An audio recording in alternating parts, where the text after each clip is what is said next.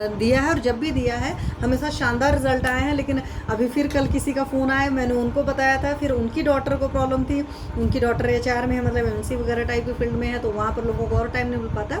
और जिनको बताया था कि वो डायबिटिक पेशेंट थी and she is almost around 70 year old lady, तो उनको प्रॉब्लम थी, काफ़ी ज़्यादा खांसी उसी की प्रॉब्लम आ रही थी। तो उन्होंने कहा कुछ ऐसा वैसा तो वजह नहीं है, बट अभी मैं उसका क्या बोलते हैं बेल का शरबत पी रही थी। तो मैंने कहा भूख से पी रहे थे कि नहीं पी रहे थे, तो उन्होंने कहा नहीं भूख से नहीं पी रहे थे। तो हमने कहा भूख से पीना है। साथ में उनको ड्राई कप बहुत ज़्यादा परेशान थे, तो मैंने उनको बताया, और हालांकि सबको बताया, जितनों को बताया बहुत शानदार रिजल्ट आए। अगेन मैं आज रिपीट कर रही हूँ। भागीरथी जी नमस्ते।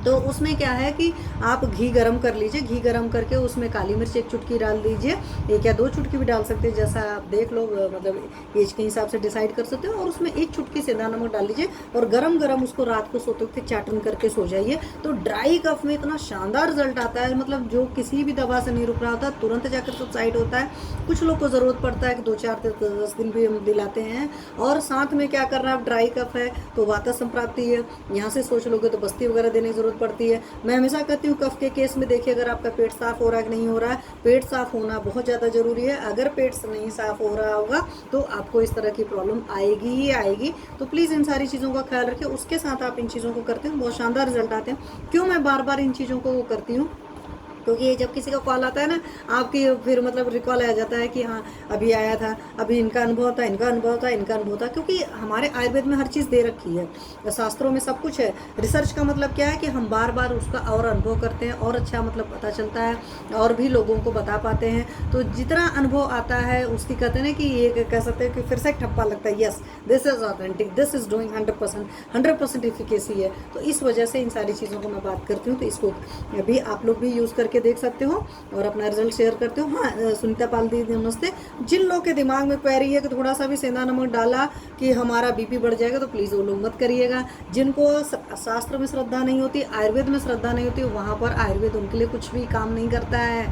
ये भी मैं आपको बता दूं, क्योंकि मेरे पास ऐसे लोग रहे हैं गॉड ग्रेस जिनको शास्त्र में श्रद्धा है या आयुर्वेद में श्रद्धा है, क्योंकि मैं शास्त्र में श्रद्धा रखकर लोगों को कराया है और लोगों ने किया है और उनको शानदार रिजल्ट आया। और ऐसा नहीं है सिर्फ मेरे घर में, बाहर भी मैं जिसको भी कराना होता है हमेशा कराती हूँ।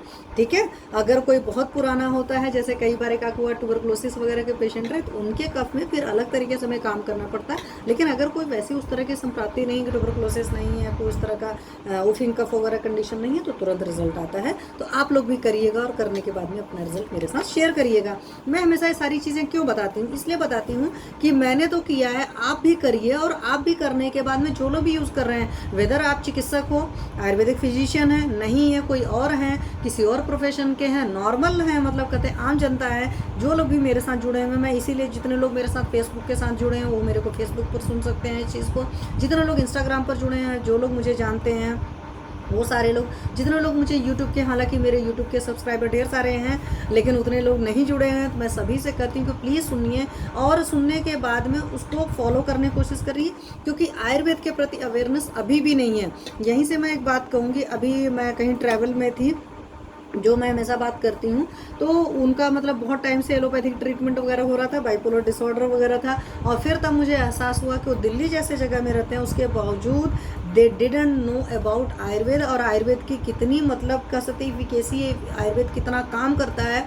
अभी भी बहुत सारे लोग को आयुर्वेद के बारे में कुछ भी नहीं पता है। अभी भी वो सोचते हैं कि पर्टिकुलर कुछ डिसीज़ हैं, कहीं स्किन डिसीज़ है, कुछ लोग सोचेंगे सेक्सुअल प्रॉब्लम है, या कुछ बीमारियाँ, या जब एलोपैथ वाले उनको मना कर देते हैं, हाथ खड़े कर देते हैं, भाई अब हम कुछ नहीं कर सकते, तब होता ना मरता क्या ना करता, तब वो आयुर्वेद में आते हैं। तो प्लीज़ ये चीज़ मत सोचिए। जैसे हेतल दवे में हम कहती, मैं खुद कहती हूँ, आयुर्वेद को आप अपनी पहली प्रायोरिटी बनाइए, अपने दिमाग में रखिए मिनिमम साइड इफेक्ट है। मिनिमम साइड इफेक्ट मैं क्यों कहती हूँ, बहुत सारे लोग कहेंगे बिल्कुल साइड इफेक्ट नहीं है, लेकिन जो चीज़ जिस दवा को जिसको नहीं देना है, अगर वो सेवन करेगा, जिस तरीके से नहीं खाना है उस तरीके से खाए पिएगा, तो आयुर्वेद में भी प्रॉब्लम आएगी। बट आपके उस केमिकल से अलग है, केमिकल नहीं है, तो वहाँ से बहुत सेफर साइड है। और सही तरीके से अपने चिकित्सक की सलाह से लेंगे, खुद से नहीं करेंगे, तो आयुर्वेद बहुत सेफर साइड है। और आयुर्वेद एक लाइफ स्टाइल है, एक जीवन शैली है, जीवन जीने का जब तरीका आप बदलते हो, क्योंकि आज की डेट में देखते हो ना मेजॉरिटी डिसीज़ किस वजह से हो रहे हैं, सारी की सारी डिसीज़ जो है आपके लाइफ स्टाइल डिसऑर्डर हैं, चाहे वो डायबिटीज़ है, चाहे थायराइड है, चाहे बीपी है, चाहे नींद नहीं आ रही है, चाहे कुछ और भी है, मेजॉरिटी डिसीज़ के केस में लाइफ स्टाइल डिसऑर्डर ज़्यादा है। तो प्लीज़ आप अपनी लाइफ स्टाइल करेक्ट करिए, तो आपकी बीमारियां सारी सॉल्व हो जाएंगी। ठीक है, चलिए